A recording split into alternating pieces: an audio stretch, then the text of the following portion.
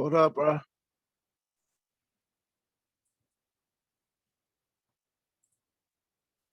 Hey, what's up, brother? Hey, what's going on with you? Not much, my man. How are you doing this morning? I'm good, brother. Good to see you. Same here, man. Man, I So like what's that haircut. hey, this is my COVID. Let it grow out, dude. I've been working from home, my man. Working from Yeah. home so much, ain't thought about, man. I let it grow on out on me. Oh man, I like it. I haven't seen that cut in a minute. Yeah, dude. I keep it. I let it be natural, right? I don't even brush it up there. Ain't no flat top anymore. Just kind of let it grow out natural. Let my lion roar, so to speak. So Good deal, yeah, brother. How you been? man, I've been great, bro. Great, man. Just hanging out, getting in this business thing started, getting this business thing started. Doing some. I got a couple of several different little initiatives going on, man, and it's really been keeping me keeping me occupied, so to speak. But it's Yeah, good things, man. Good things. How that's about good, yourself, brother. bro? Keeping busy. Keeping busy. As you can see, man, I got different initiatives that are on and popping now, especially for us Black veterans, because Mhm. you know, we got some things going on in our lives that if we don't have each other to lean on, then, it'll just fester and then it turns into something that we don't want it to turn into in our Right, family right. lives and at work. So I felt like, you know what, let me focus my efforts toward this more so than anything else that I'm doing. So keeping busy with this, man, in different aspects, not just Uplift, but NAB vets and some other efforts that I'm focusing on. So, but I got to keep that full time job for now until I get some contracts that allows me to do this Cool. um, full time. Understood, man. I hear you, man. Like right now, I just made a decision. I'm making a decision now. I'm starting a business. I'm working a working job. I'm thinking about it. I'm looking long term, and I'm looking at it right now. Get ready to make a transition. Yeah. I ain't gonna put it on recording what I'm about to do right now, but it's an interesting turn of events that's recently happened, man, and it's kind of to the point where we talk about emotional well-being and all that stuff. What you have on as a topic, man, and I found had an interesting experience about a few last year about this time, and Mm, it is kind of weird how it's come full circle, and it really came full circle this past week. really? Okay. Yeah, and just kind of and it just kind of how veterans supporting veterans and how the universe works and so forth. Yes. Yes. I'll uh And uh-huh. I'll hold tight. I just gotta tell you when everybody get on because I don't want to. It's interesting. It Uh-huh. just popped in my mind as we was Yeah. talking that I just thought about, and I just Yeah, man. Yeah, absolutely. Many times we don't have anyone to turn to, especially us, Dedrin, coming from where we're from. Who do you yeah, turn? You can't turn to your classmates. They don't understand where you're going. Business ownership and trying to do this and that. They may say you're doing too much. It don't take all that. man. I ended up my method of dealing. I ended up turning to a lot of. I had a I had a group of guys that we've come really close over the last year and a half now, Hmm. almost rough. Well, not year and a half. I guess since about March May of last year when we started, but March May of last year we started doing having a weekly. Every week we have an open Zoom call that we as Hmm. veterans we got together. We all some with West Pointers and so Okay. forth, and we brothers get together and we just it was a safe space. I mean, not like safe space where you can't talk about this, but you could talk about that space, but where Uh-huh. everything's on the table. Right. Every single thing's on the table. When we talked about fatherhood, you know, the disconnect between our experience in Iraq. and what the world understood as I Mm, experienced in Iraq.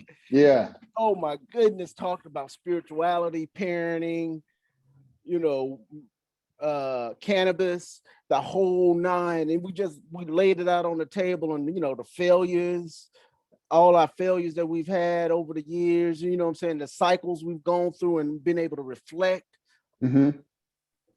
and going through all that process and having that. And we'd invite what we would do is invite individuals on who were part of our.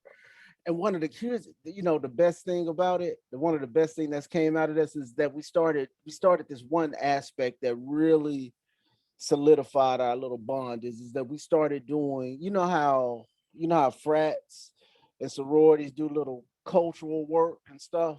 Uh-huh. Well, we all in different parts of the country, on the East Coast, West Coast, so none of us is like in the same city. Right. However, but our money can fly anywhere. So Right. what we started doing is we found. Remember, I was telling you about some of these organizations I was dealing with before time. Mm-hmm. And one of the interesting things we started doing anonymous charity. Okay. Finding people in our area that maybe, and let's say, okay, guys, here's who got somebody this week. Okay, here, we all put our little pennies together. We saving money on gas, so we put our gas money on. Put our little gas money and stuff together and changed some lives and gave us a purpose doing all this thing, man. And Yeah. it is so interesting, right? And we're going down and one part. I'm not because of the anonymous piece of it. I'm not gonna tell the whole piece of you.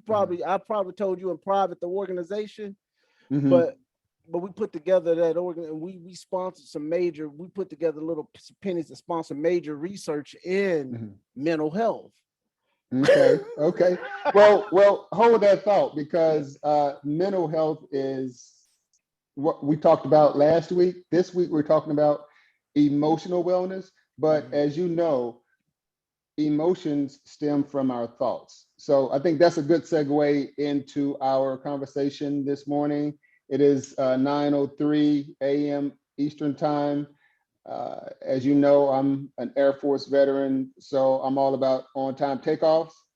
Uh, and that 1 hour of power is something that I want to stick to. And Jesse is giving us a thumbs up.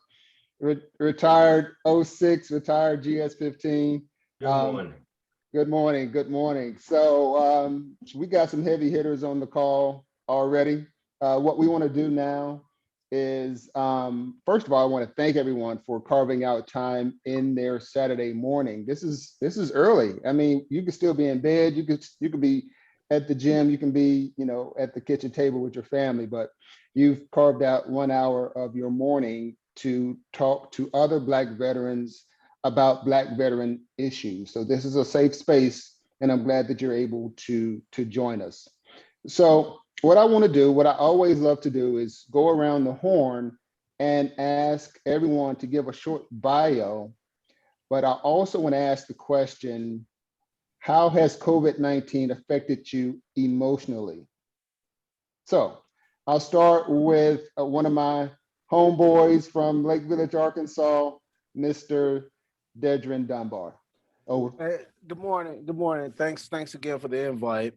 I'm Dedrin Dunbar from Lake Village, Arkansas, a small town in southeastern Arkansas, where it's interesting. Where I went to Lakeside High School, ended up leaving there, going joined the National Guard, ended up going to West Point, got out of West Point, got did some time did my active duty time in the Army, obviously.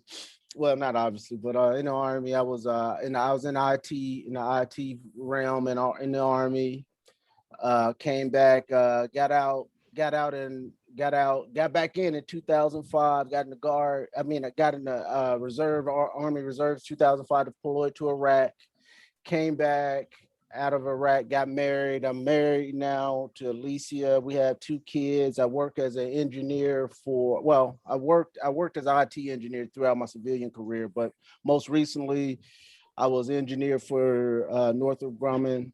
and moved on to now work for NTT Data as a subject matter expert on a PMO team, and just kind of enjoying this old rural life in Little Rock, Arkansas right now. And I'm a member of the 100 Black Men. I'm a Mason, and I do do a little do my best do my best in community world.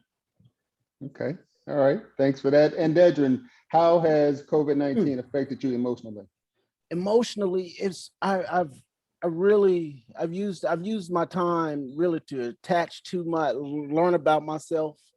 In this time, I spent a lot of time outside during the early parts of the pandemic, and spent a lot of time with my family. My wife stayed home. She's a school teacher, and she stayed home, kept our kids. So I was with my family every day. Every day we've been together for the last year or so. And so I really got in touch with those small emotions that we overlook in the busy hustle and bustle. It's kind of like emotionally, I've really come in contact with watching the small actions of my children and started to really reflect on the idea that they're small humans. They're not fully developed yet, that I can't give them the expectations that I already know. And so those emotions of impatience, like you got to know, I've slowed those down, and I've been able to sit back and just kind of watch the flower grow, so to speak. So awesome. All right. Thanks. Thanks, Dedrin. Mr. Paul Flemings. Quick bio, and how has COVID-19 affected you emotionally? So good morning, everybody. My name is Paul Flemings. I'm a retired Army veteran after 26 years. I'm married. I have a wife, 3 kids. Well, they're not kids anymore, 3 adults. I have 5 grandkids, 4 granddaughters, and 1 grandson. Um, I'm currently a regional manager here in Frederick, Maryland, for the United States Army, where I travel around and deliver Class 8 medical supplies and equipment to units in and out of theater. Um, as far as what COVID has done, I mean, and I don't know if that bio is good, but you say quick. But as far as what COVID has done, it's it's changed, how things kind of operate here in our home. Uh, Most recently, my middle daughter moved back home with my 2 grandkids for the past year, just because, we wanted to give her an opportunity to, kind of expand her horizon. She was able to come in, had a job before she got here. My oldest granddaughter is 15. Second youngest one is just turned 6. So for the past year, while myself and my wife have worked from home, my granddaughters have been homeschooled or schooled during the pandemic, while my daughter went to work. So it just changed things. My youngest daughter is 24, and she's been out of the house ever since she left for college. So having 2 little kids back in the house, where every day is every day you're in the office because you're at home, really changed things. We expanded and did more stuff in the backyard. We got trampoline, nicer uh, lawn furniture, and fire pits, and we bought the projector to watch movies outside. Just trying to do things that didn't require us, constantly being in the house. It's a struggle. It was a struggle for me because my job has me traveling all over the place. So for like the past year or so, it's just been home. And so the thing that I can kind of relate to what Mr. Dunbar said is that I think that I've always kind of paid attention to the small things as it relates to my kids. Now I'm paying more attention to those small things as it relates to my grandkids, because I see the difference in how I try to raise my kids and what I'm seeing with my grandkids. You know, their dad, doesn't really play a major role in their lives. So I'm kind of taking on that role and doing all those things just because it's important to me, and it's important for them. But you know, I'd like to believe that I try to enjoy every day, regardless of whether the pandemic is here or not, right? Yeah. Because I'm one of those kind of people that, you know, I'm gonna enjoy it today. When I leave this earth, I have a saying. When I leave this earth, I want people to write on my tombstone, he was here and he had a good time the whole time. I don't let grass grow underneath my feet because, in my opinion, that's a missed opportunity that I don't want to come back and say, well, I should have done those things. And so that's kind of how it is. Just to hit on, kind of what we're going to talk about. Uh, Mhm. I think that it's really important that we talk about this as African American males because the stigma is real. Um, the things that I've experienced and gone throughout my military career and afterwards really matter. And I appreciate the opportunity, Xavier. Hey, thanks, Paul. Thanks for joining us. Thanks for your story. Okay, we have a phone number here, 707. Could you come off mute and give us your bio and how the pandemic has affected you emotionally? Hey Xavier, what's going on? It's Brian. Hey, Brian. This is first time joining, so I appreciate the invitation. To join. It does seem like there's some really, really good people on the line. I'm looking forward to meeting and engaging with you guys as this goes forward. So my name is Bryant Hayes. I am a retired Air Force member, listed type, and I met Xavier at the National Center for Medical Intelligence. So I worked there for a few years, but before that, I was working in the bioenvironmental world, throughout my career.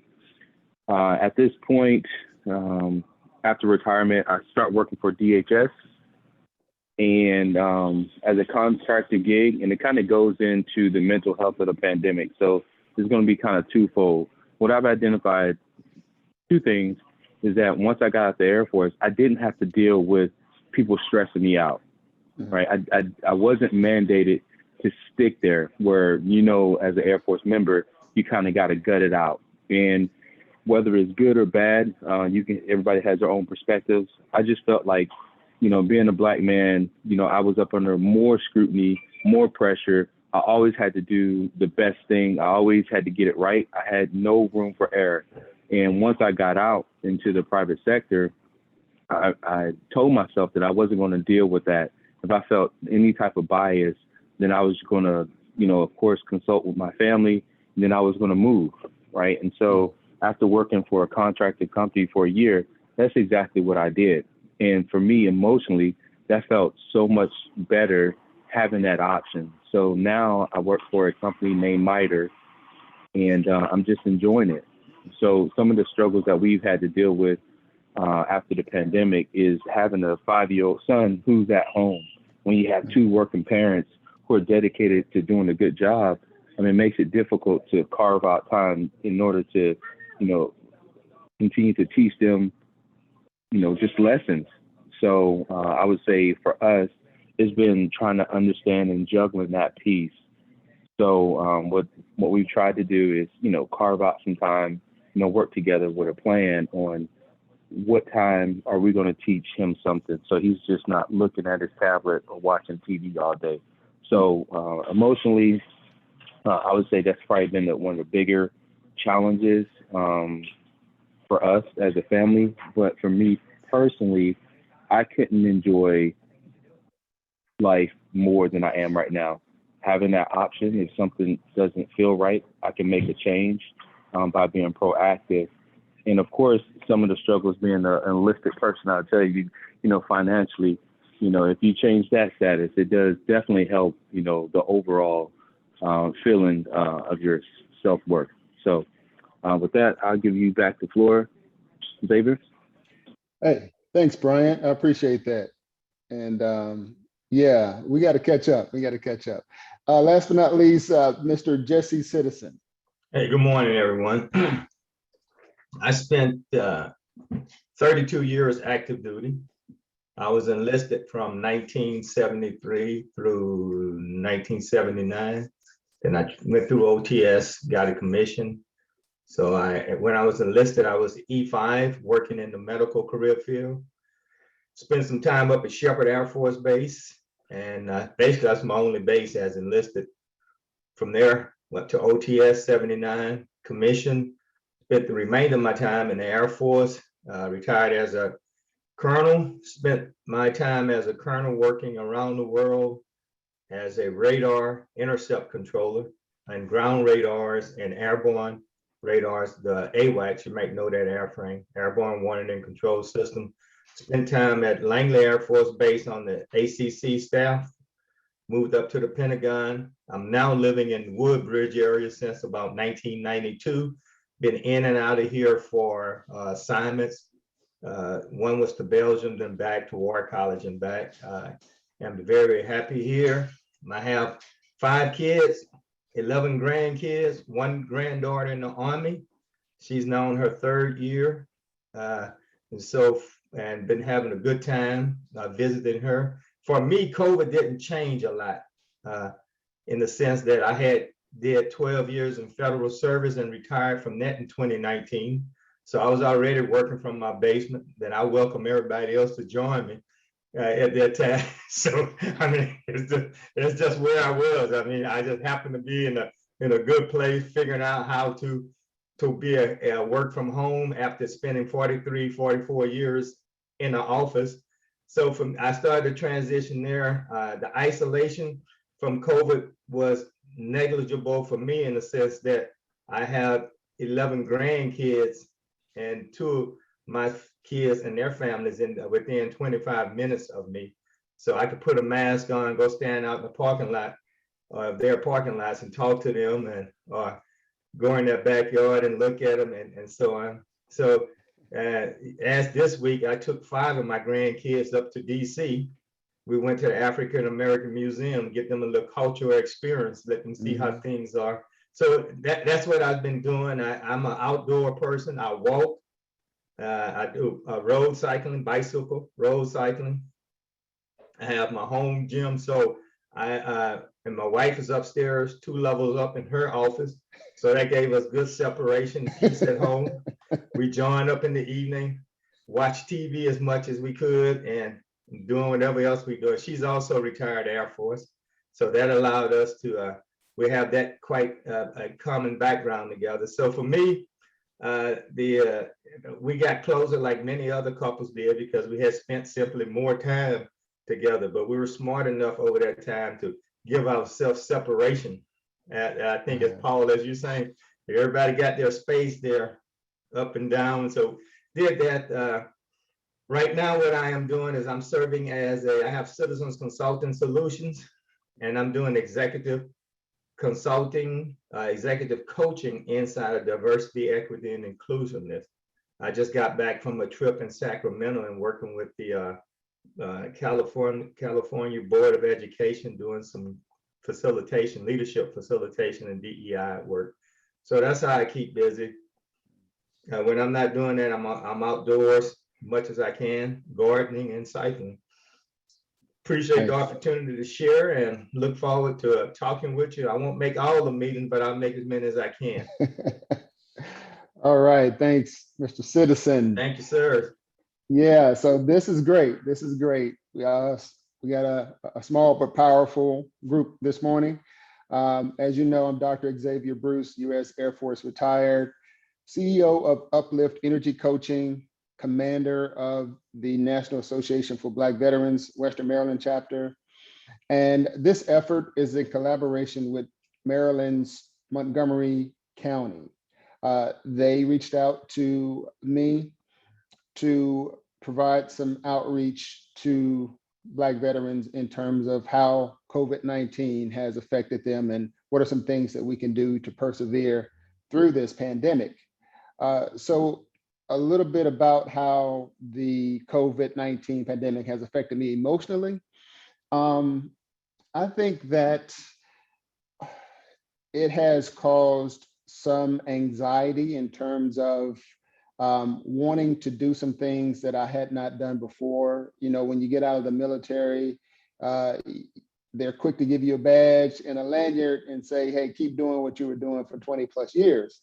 And that's great in some cases, because you know what, if you loved what you did while you were in, you're going to get paid probably even more while you're out. But for me, growing up, I did not have this entrepreneurial mindset. I just felt like, you know what, pay me on the 1st or 15th, I go home, I leave it at work, I'm good to go.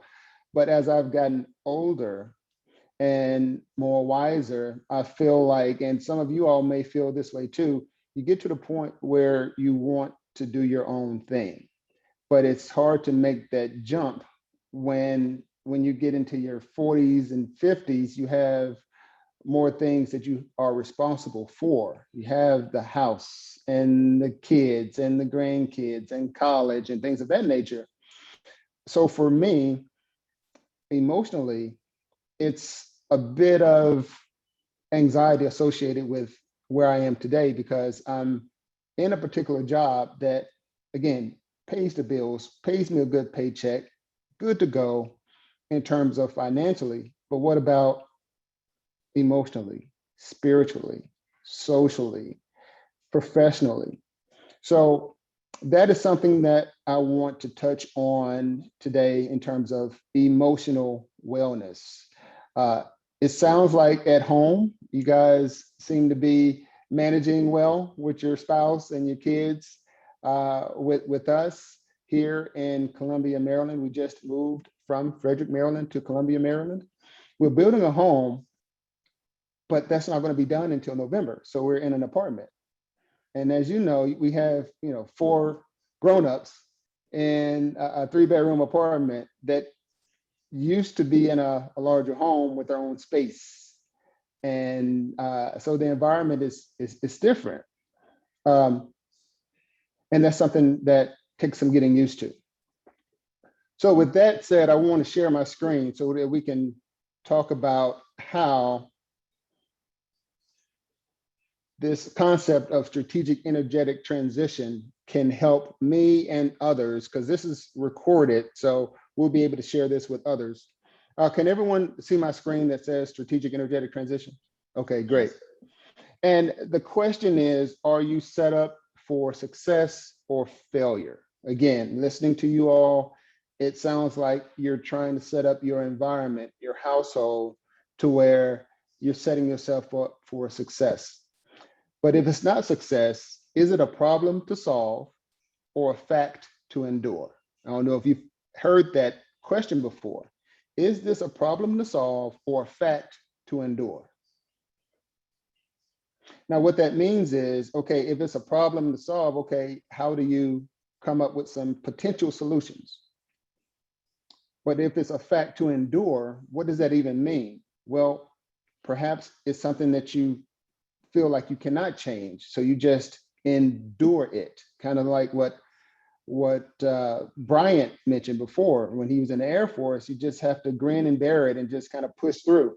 Well, now that we're all veterans and we're out, what are some things that we don't have to push through anymore? What are some things that we're like, you know what, I need to make a change because this is affecting me emotionally?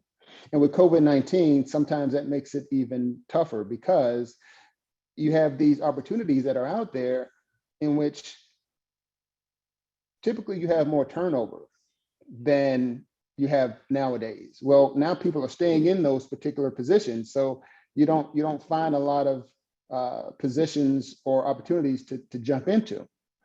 And then I think, in addition to COVID-19, the state of the union in terms of race relations, perhaps that is something that is affecting us Black veterans, especially those who are trying to transition from being either unemployed, underemployed, underappreciated, undervalued, to a better place.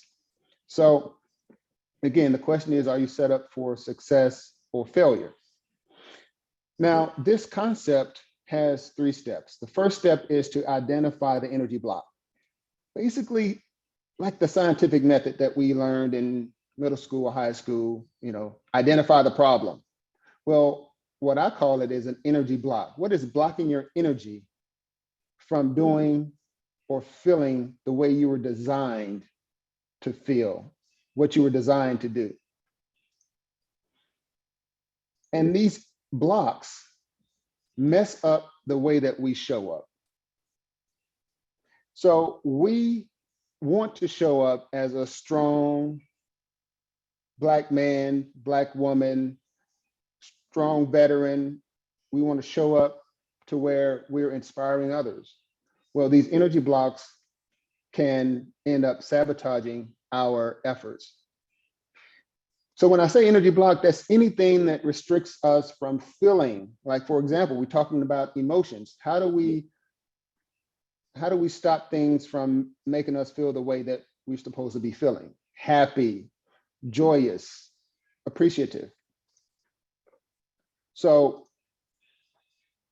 we have the activating events, just another term for triggers. It could be something that someone has said to us, that could be a divorce or separation, or somebody came at us sideways at work or even at home. So what we're talking about is transition as it pertains to COVID-19. So let's dig deeper into what these activating events are, okay? So as you can see, what's highlighted here is the natural disaster of COVID-19. But it could also be, again, divorce. I've heard of a story about how, and you all may have heard stories like this too, where because of COVID-19, you have husbands and wives together more often. And for years, that has not been the case. You've been able to get a break from your spouse. Well, now you're there together, you're looking at the idiosyncrasies of your spouse, some of the things that you may not appreciate or did not like about your spouse. You were able to get a break from it for 8 hours a day. Well, now it's there constantly, and there's no way you can just walk away from it. So the COVID-19 pandemic has kept some people together too much, quote unquote, and it has led to divorce. There's also difficult projects that we face during the COVID-19 pandemic, because guess what? Now you're at home and now you're expected to have these deliverables. Whereas if you were at work, you can walk around, you can go talk to different people throughout the day, just kind of spend time doing things other than work. Well, now you're at the computer and now they're like, okay, you need to be doing this, that, and the third because you're at home. And then there's military transition.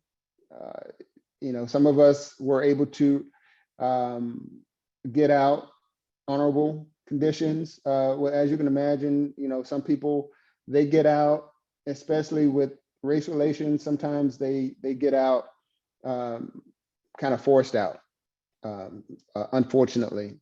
So that can be an activating event. And as you can see at the very bottom, that conflict at home. And part of that could be due to just being in a space in which you don't have enough elbow room to decompress. And again, these are all the aspects of mess up. And as you can see, the E in mess up is highlighted because today we're talking about emotion. And this is what mess up stands for. As you know, we're all in the military. It's all about acronyms and mnemonics. If it's not an acronym, it doesn't really exist. We can't remember it. If it doesn't have a name, then you might as well not have it. So again, last week we talked about mental. Each Saturday, I know you won't be able to join us each Saturday because of different priorities and conflicts. But just so you know, each Saturday we're going to be going through mess up. And then when we're done here, we're going to go to another acronym to be even more holistic. So this is me in Kandahar, Afghanistan, after a rocket attack, because for some reason the bunkers were above ground. So you can imagine how helpless you feel when there's rockets coming in and you are just, above the ground, but have a little bit of concrete on top of you and around you. But this is when I was working on my doctorate, struggling with that, trying to finish that. I was in a rocky marriage at the time. I felt guilt. We're going to talk about guilt soon, because my son at the time, and he still has it. He's much better now, but he has Asperger's syndrome. And wouldn't you know that I actually volunteered for this deployment to get away from a situation in which I was losing it, emotionally losing it. So on this particular morning, I was on the phone with my wife at the time, and again struggling with my doctorate, and then boom, that activating event. In this case, it was an actual rocket that landed not too far away, shook everything off the walls. I had to hit the deck, and then had to run outside. And there were reports before this particular attack that the bad guys would come to the front gate, or they were planning to come to the gate, blow up the front gate, and then have guys with guns come in behind them to overrun the base. And we also had reports that the bad guys were inside the wire. They had found a way to make cat cards and were inside the wire. So emotionally, I was it was a bit of some anxiety there. And that's when I said, you know what, I need to talk to somebody about this situation. But I didn't feel comfortable going to military medical care. I just felt like I was too close to retiring, and I did not trust that they would not try to kick me out or do a medical evaluation board or take away my secret clearance. So I said, you know what, damn that. Let me maybe go out and find a life coach. But then I found that there weren't any Black men that were life coaches. It's the life coaching industry is mainly middle-aged white women. So I said, well, you know what?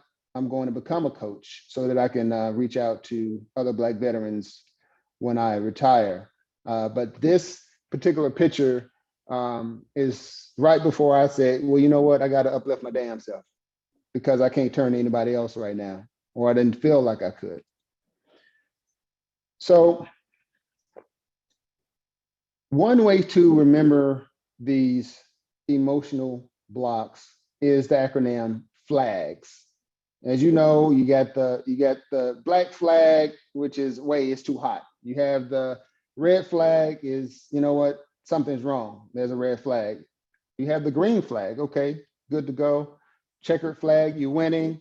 You got these flags that mean different things. Well, the F in flag for this particular concept is fear. So what I want to ask you all, I'll open the floor, and I know we're men. I know we've been at war, we're veterans, but I want to get your take on how fear has shown up in your life. Over.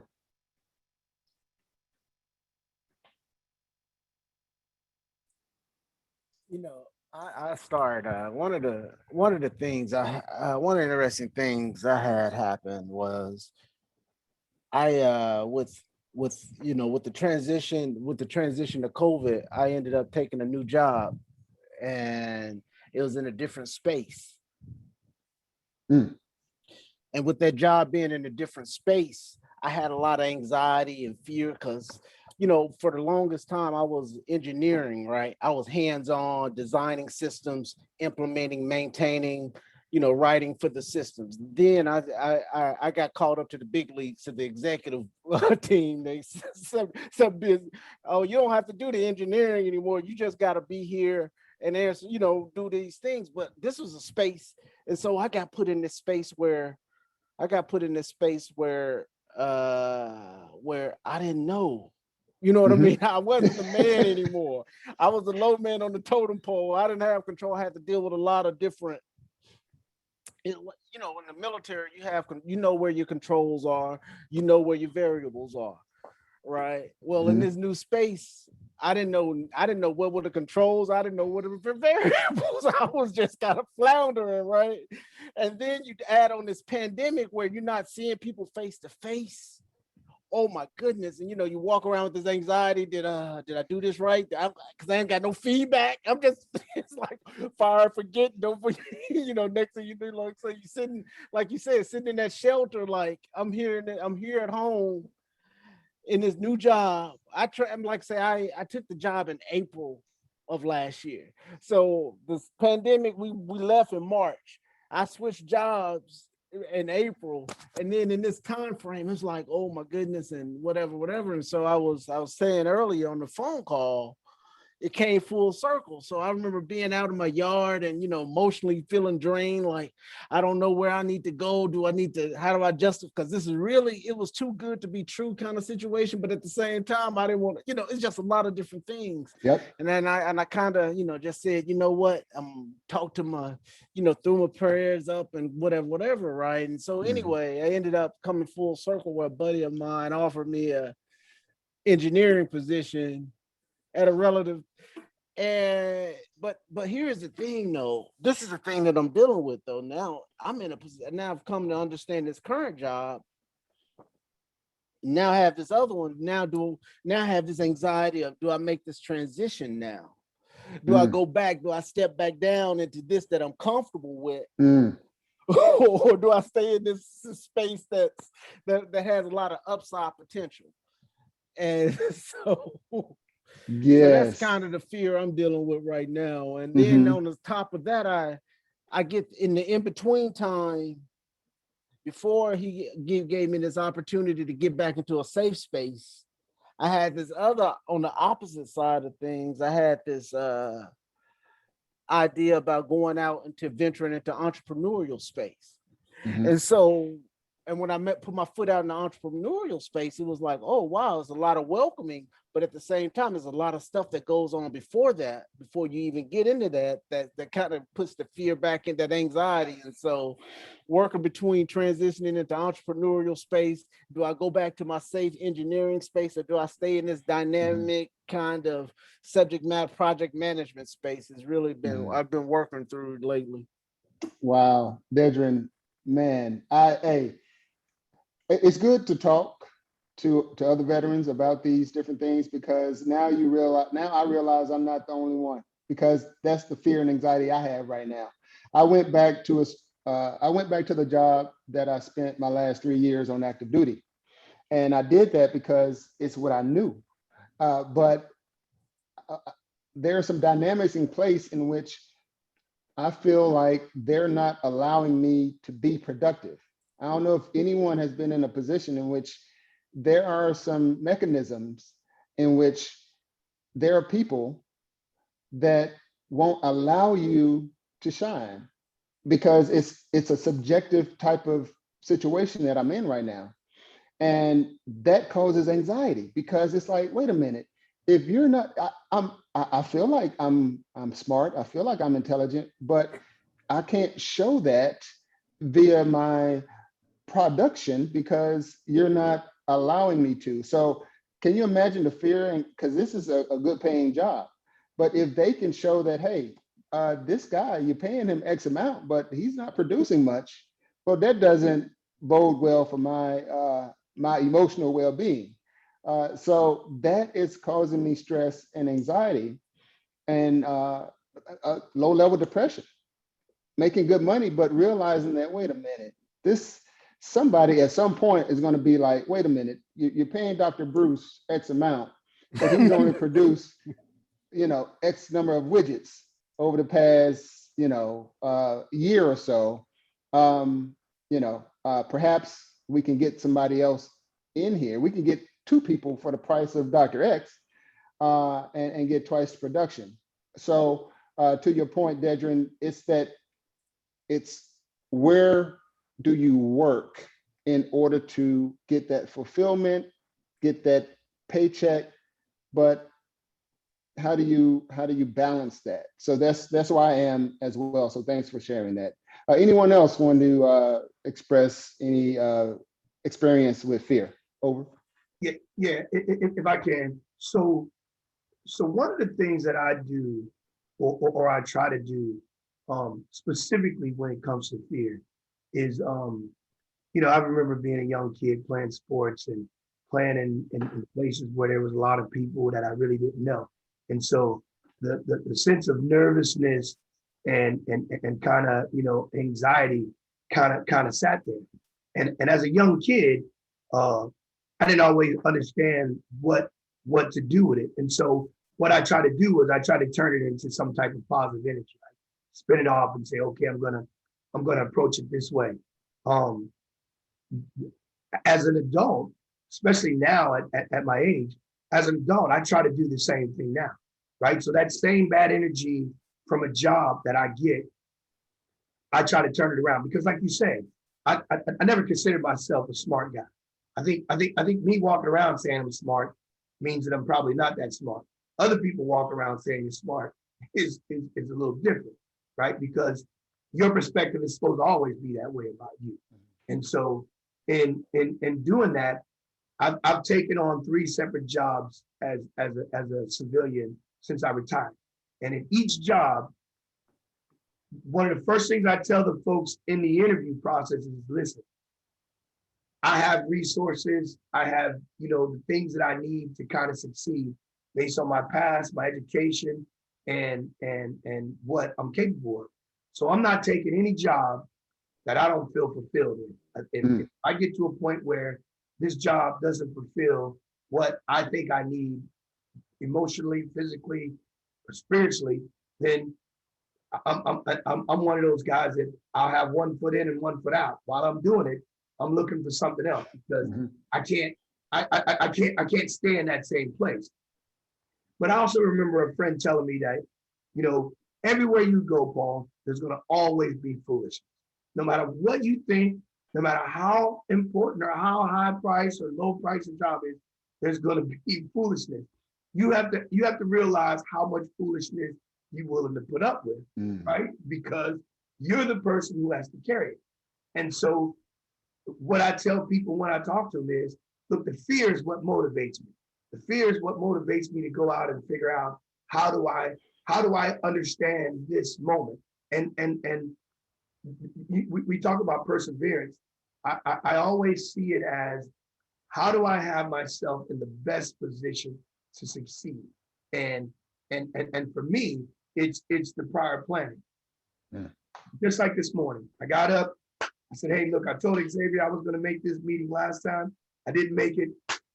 I'm going to get up at 8:30. I'm going to get my coffee. I'm going to get me a banana or a muffin, right? So for me, even if I get to the place and I don't have everything that I need, I feel like I'm prepared because I made it. I got there. I put everything in place that I could put in place. And now I have to accept what I don't know. I have to accept what I got to figure out. I have to accept that. And to me, that's part of the challenge. But the fear, I tell them, the fear is what makes you sharp. The fear is what keeps you going. Fear is what keeps you, doing it. Like Mr. Dunbar said, he once he got into that new space, it was, how am I really supposed to proceed, or how am I supposed to look at it? And again, if you're not good at what you do in the other jobs, it's going to make you feel, kind of like you're missing something in the current one. But if you're good at it, trust me, in my opinion, you're gonna work the hardest because you want to see yourself succeed. I don't think anybody wants to see themselves succeed, or anybody else wants to see you succeed as much as you want to see you succeed. And so again, that's what I take when I think about the fear. That's what I take when I, and again, I'm not afraid of saying, hey, I don't know, or can you help me? Those things left me a long time ago as a young guy. And so I'm not afraid to tell or ask another African American, hey man, look, I don't know. And can you help me? Right. And because I have that lack of, feeling like I'm not the smartest guy in the room, it eliminates some of that for me. Because again, You're going to be your biggest critic. You're going to be the person that's going to be the toughest on yourself. And you're going to be the person that has to work through it. People ain't like the time where people would pick you up. Like you said, Xavier, I remember being at that job. And I remember some of the conversations, right? And then when you told me you were going back, I was like, oh, wow. Like, it's that thing. But again, you know how to survive. You know how to make right. You know how to do the things that you need to do. And so sometimes you do that. That whole starting a business was always a big thing for me. And I was like, I don't know if I want, the responsibility of it. Next month, I'm going to start my own business, doing house restorations in my hometown, right? My wife's the silent partner, right? She ain't put no money up, but it's a thing, you know what I'm saying? And those are the things that I do. Those are the challenges that I try to look to kind of motivate myself. And then having people like you, Xavier, that I can talk to about those things, hearing those kind of stories makes me realize exactly what you said, that, hey, Paul, you're not the only person who feels that way. There are other people out there who feel that way. And so sometimes you can take, some kind of solace in their stories, right? To help you see yours. Yeah, no, I appreciate that, Paul. Thank you very much. Hey, Xavier. Yeah, hey, Brian. Xavier. So this is a story, but I'm gonna throw it to you when you talk about the emotional aspect. So I'm gonna challenge you at the end of my story. Okay, it has nothing to do with work. Xavier's known me since we were working together at Wright-Patterson Air Force Base, in which I was working in the capacity of as an executive assistant to a GO. And so as Xavier, I'm not on Zoom, probably one of the most non-threatening individuals that you can probably ever see, right? Black dude.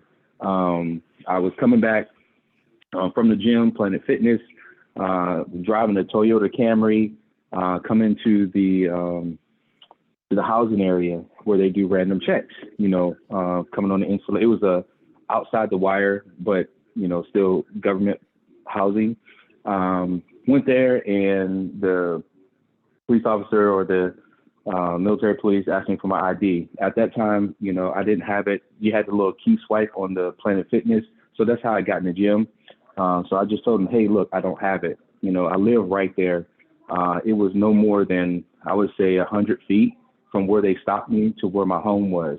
So my wife was there and I was like, hey, look, can I just go walk over? I said, I'll get out the car. You all can escort me over to my house and I'll give you my ID. And so, the young lady that was there, she was like, okay, that's fine. Just go ahead and go. But, it was this white dude that was there and he was like, no, you can't. I was like, well, why not? I mean, you see, I don't have any, I got on gym clothes, I'm sweating. I mean, every indication that you would look at as far as like understanding the situation tells you, or should tell you that I just got back from the gym, no hair on my face. And I'm telling you, I live right there. His response was, I don't know what you have in the house. So I feel threatened for my life. So I'm not going to let you go. Wow. I said, okay, I got a cell phone. I said, let me call my wife. He was like, no, you can't call your wife. I said, she can walk out and bring me my ID. Why can't I just call my wife to bring me my wallet? I just forgot it. And so again, he said, no. I said, look, man, like what's really going on? I'm not understanding what's going on. He's like, give me your social. And I'm like, I'm not about to just give you my social over so you can call it off over the net. I said, if I give you my social, what are you going to do with the piece of paper that you write it on? Are you going to give it back?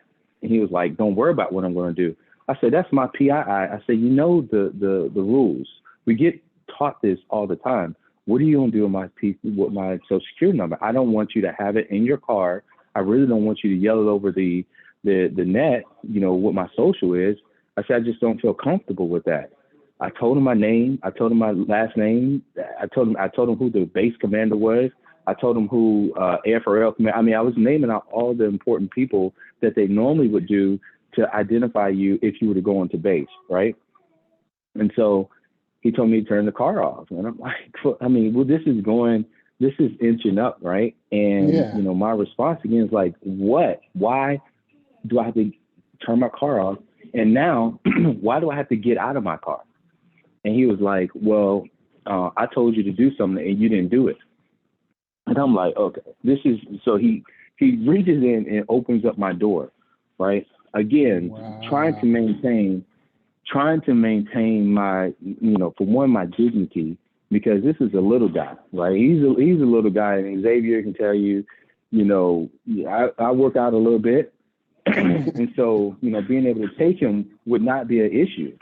Yeah. And so I'm sitting there, and the next thing you know, he like tries to put me in handcuffs. What? And I'm like, dude, I stay right there. Like, I live. What is going on? And so, this is the part where I'm going to challenge you, and I'm going to finish the story. We talk about emotions, right? We talk about what's going on, but when you're in those situations, you identify the emotion, but how do you walk yourself back? That's the part that I'm fearful of, because if I was not able to walk myself back, to kind of think about, the situation as a whole, to think about my wife, to think about my daughter, my son wasn't born yet, but just to think about all those aspects of my life and where this could go, I have no idea where I would be today, because I can not only see the white of his eyes, I can see the pulse in his neck on how the blood was just rushing, just rushing. And so it got to the point where, not a struggle, but it was a little bit of resistance until I had to, kind of take it back. I had to dial it back, way back. And I was on the curb in handcuffs for almost, I would say about 45 minutes. This whole situation had worked out. And it wasn't until a friend of mine had drove by and was like, hey, they called my wife, like, your husband's in handcuffs on the curb. Wow. She walks out from the house, right, where I told him I lived at, and was like, what's going on? So here's the kicker. Not only did she show my ID and show that I'm a military member, they made me wait there until a supervisor got there in handcuffs. Whoa. Wow. So I'll tell you, man, if it wasn't for, I had a TS job that was coming up, working at NCMI that I was going through, that was on my, on my top list on, like, if I lose this job, I'm screwed. I'm totally screwed. So when you talk about emotion, I know the job aspect is a good thing, but I'll tell you the biggest fear that I've had, especially for the last year, just kind of looking at, the whole gamut of things that have race relations, whether it's George Floyd, but I just watched with the Tuscaloosa burning on Hulu, that documentary. These are things that weren't taught to me, and it pisses me off more and more. I dig right into things that that we really haven't dealt with, that has been swept under the cover. And me having a son, I'm fearful that I'm not going to teach him the right lesson for him to dial it back. I just got lucky. So there's many other Black men that don't get that lesson in dealing with their emotions, and they're just going to remain fearful, in the situation when it comes to being with cops. But what do you do once that fear, because it's going to get there, what do you do with it? How do you channel it? So I don't know if you can take this a step further, Xavier, to look at it, whether there's techniques on, breathing techniques is not always the best, but, trying to identify, what is the place that you can bring it down, and, like, not just say it, but be able to monitor it, whether that's through a cuff, blood pressure, what I mean? Like, you have to find something that not just said that it brings you down, but no kidding, it actually reduces your stress level. When blood pressure is like one of the biggest things that you can kind of monitor, that heart rate and stuff like that. So yeah, gotta take it there. Yeah, definitely. And we had about 5 minutes left. To your point, Bryant, anger is the A in flags. It's that we're provoked in some cases. In fact, I don't know if I shared this story with anyone, but I had a supervisor, and excuse my language, he said in passing, unprovoked, he said, "I'll fuck you up." Yeah. Now I'm close to retirement, lieutenant colonel, about to retire. I guess he was feeling froggy that day. White guy, retired, E8. I guess that's how he bullies or talks to people. You know, this is not the first time he's told someone this, but this is the first time he told me this. But as I'm walking, it had to be God that said, you know what, don't fall for it. Don't fall for it. So I'm walking now, and I looked and I said, oh yeah. And now he stopped looking toward me. I said, oh yeah, laughed it off and sat at my cubicle. And then it took a few minutes for it to settle in and really resonate on what he said, but not only that, what he was trying to do, because then it would have been my word against his. And it's dangerous to allow our anger, like you said, Brian, to take control of us, because now we're the angry Black man. And most CEOs, most hiring managers, most leadership don't look like us. So now it becomes a he said, she said, you know, why would he tell you this if you hadn't done something or said something to him or her? So to answer your question or to answer your challenge, Bryant, it goes into what strategic energetic transition is all about. Let me see if I can find that particular slide. Step 2 is all about analyzing your energy level. So Bryant, when you were in that particular situation, you were at level 1 and 2, where you were bouncing between feeling like a victim of circumstance. Here we go. So Bryant, one way to practically come out of this feeling of being victimized or feeling like you need to throat chop some damn body is to learn how to get from levels 1 and 2 to 3 and above. And there are specific ways to do that. One way is to look at the interpretation of what's going on. It's hard to do this, but put yourself in the shoes of that other person and realizing that this is maybe a little guy, he may have some issues with racism or prejudice, what have you. But it's this idea of most of our society being level 1 and 2, which is catabolic. The idea is for us to exist between levels 3 through 7.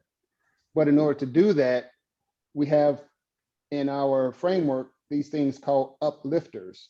So you have upward appeal, in which you talk to someone or you pray about it, or you talk to your boss or your supervisor about it. That was one way that you could have perhaps dealt with this situation. The P in uplifter is pressure. But in this case, he's an officer. He has a deadly weapon, so you got to be careful with that. And it goes all the way to the R in uplifter, which is reasoning, rational persuasion, providing logic. And that's what you were trying to do, Bryant. Hey, my home is there. Hey, I'm in workout gear. I was working out. But the idea is to have at the top of your mind these different energetic support decisions, and you choose one or another in order to get out of that situation. And when one doesn't work, you try another one. So that's the idea of this framework. We don't have time to get into it, but I have, again, it spells out uplifter. And let me see if I can find it right quick before we jump off. Hey X, can I say something that yeah, I think sure. is really important? One of the things that Brian said that I think is really important, that he recognized himself, right? He recognized the importance of his family. And for me, whenever I've been in this situation, I've been stopped or harassed multiple times, in my mind, regardless of what that police officer or whoever it is that's giving you a hard time says, in my mind, I'm going home to my family, like my wife, my kids, My grandkids, they mean everything to me. And I'm not gonna let this guy cause me to lose that. And that's what it is. And he said it. He thought about, should I escalate it because I'm a big guy? We already know in the society that we live in that we have these barriers that other folks try to impose their will against us. And so in my mind, Brian was a smart guy because he realized that, look, if I grab this guy, right, everything that I ever worked for is gonna go in a different direction, right? And so I got my family, I got my career, I got, life as it looks. And in the end, what you do is you sit there and it is humbling, right? Because you have a person who's falsely accusing you or treating you some way they shouldn't. And it goes against everything we've ever been taught growing up in the society that we live in. Right. And so you have to take this humble pie. But in the end, no matter what that guy says, until he physically puts his hands on me, hey man, you got that. Because in a situation like that, you're not winning that situation.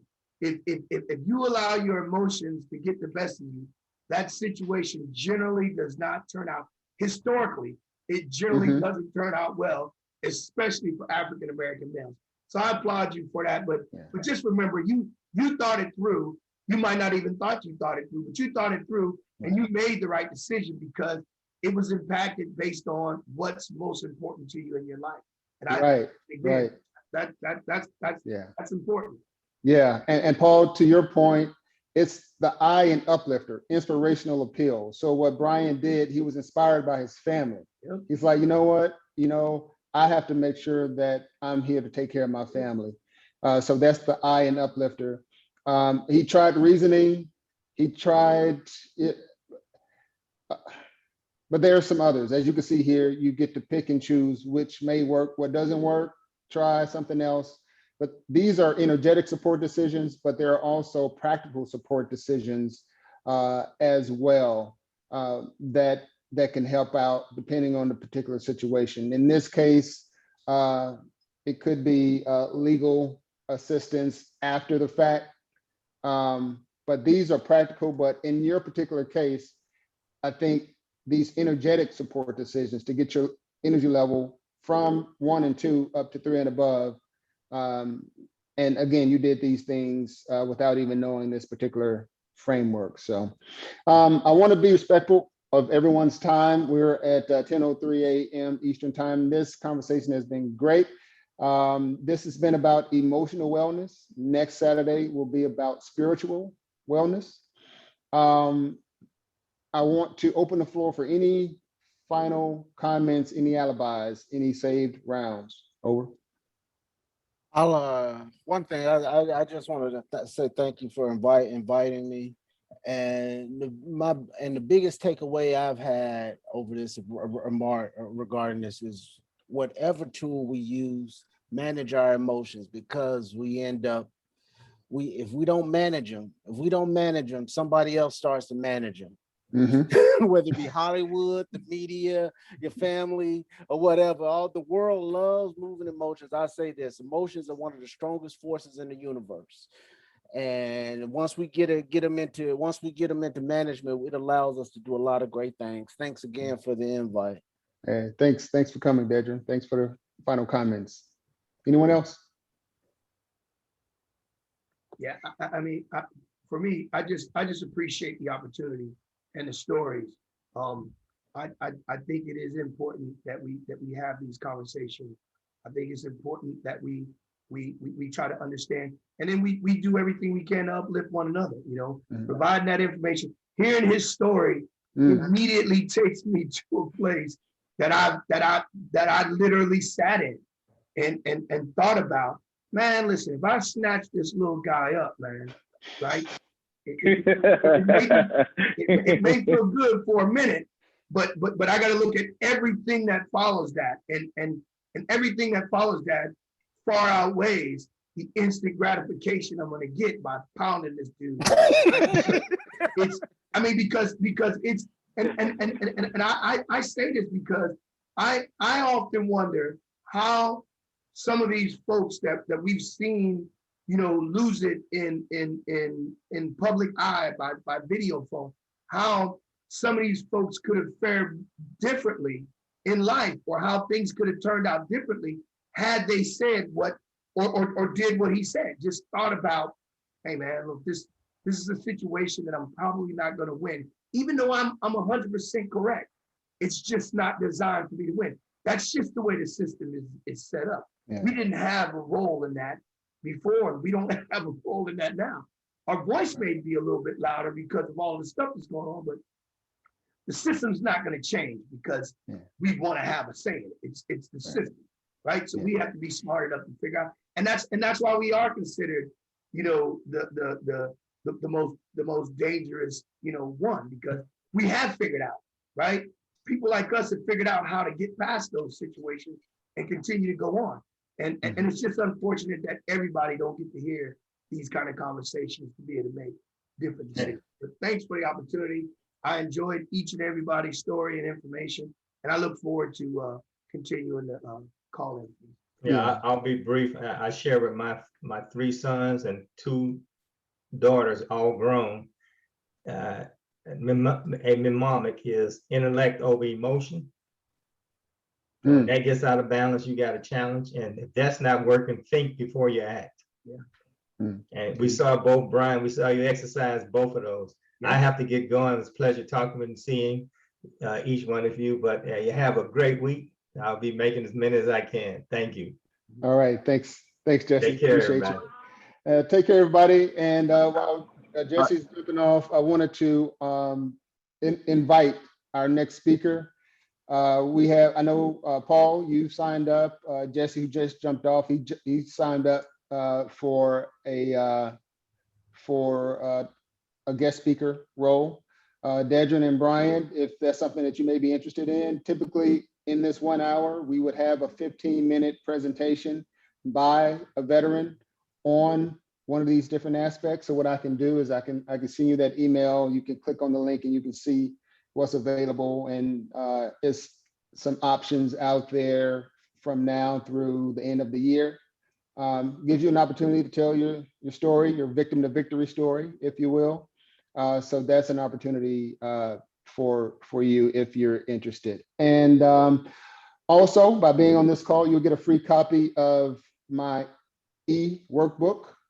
It kind of goes into what strategic energetic transition is all about. Brian had a question about, well, you know, how do you walk yourself back? How do you do these different things? Well, this e-workbook will allow you to look at ways to do just that. So with that said, thanks again for your time. Enjoy the rest of your weekend, and I'll see you next time. Take care. All right, thanks, guys. Hey, Zay, give me a call whenever, man. Yep, we'll do. All right. All right, bye.